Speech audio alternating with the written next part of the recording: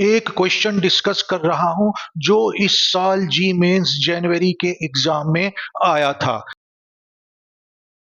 तो इसमें सर्कल की equation x square plus y square equal to 4 दे रखी है। तो सेंटर सर्कल का आ जाएगा 0 0 और रेडियस आ जाएगा सर्कल का 2।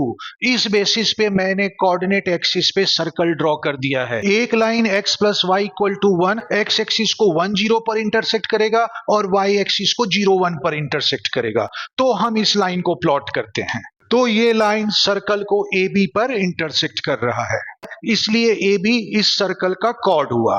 अब कॉर्ड AB के मिड पॉइंट से कॉर्ड पर परपेंडिकुलर एक लाइन ड्रॉ की जाती है, मतलब ये लाइन कॉर्ड का परपेंडिकुलर बाइसेक्टर है। तो किसी भी कॉर्ड का परपेंडिकुलर बाइसेक्टर सर्कल के सेंटर से पास होता है। तो मैंने ये लाइन ड्रॉ कर दी जो सर्कल को C और D पर इंटरसेक्ट करता है। अब तुम्हें क्वाड्रिलेटरल ACBD का एरिया निकालना है। अब इस क्वाड्रिलेटरल का एरिया दो ट्राइंगल का एरिया ADC और DBC के सम के इक्वल होगा। अब अगर CD को ट्राइंगल का बेस मान लो तो AE और BE वो इन ट्राइंगल्स की हाइट होगा।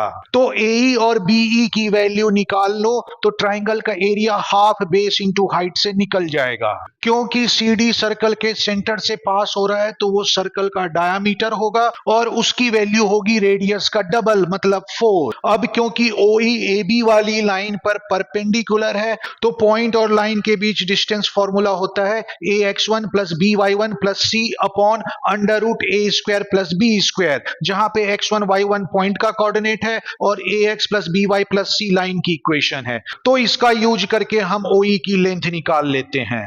O पॉइंट का कोऑर्डिनेट 0 0 है, जबकि AB लाइन की equation x plus y equal to 1 है। तो OE की लेंथ 1/√2 आ गई। अब राइट ट्राइंगल OEB में देखो, OB रेडियस के इक्वल है तो वो 2 होगा। अब इस ट्राइंगल में पाइथागोरस थ्योरम लगा दें तो हमारे पास आ जाएगा BE square equal to OB square minus OE square. और अगर अब मैं इसे सॉल्व कर लूं तो मेरे पास BE की वैल्यू आ जाएगी √7/√2। क्योंकि EAB का मिड पॉइंट है तो जो BE की वैल्यू है वही AE की वैल्यू भी होगी। तो इसका मतलब ट्राइंगल ADC और ट्राइंगल ABC की हाइट सेम है और बेस भी कॉमन है, तो दोनों ट्राइंगल का एरिया सेम आएगा। इसका मतलब हुआ इस पूरे क्वाड्रिलेटरल का एरिया किसी एक ट्राइंगल के एरिया का डबल होगा। तो ट्राइंगल BCD का एरिया होगा half into base CD into height BE। तो अब अगर मैं यहां पे वैल्यू रख दूं, CD की वैल्यू 4 और BE की वैल्यू √7/√2 और इसे सॉल्व कर लूं तो आंसर आएगा 2√14, जो कि इसका फोर्थ ऑप्शन है।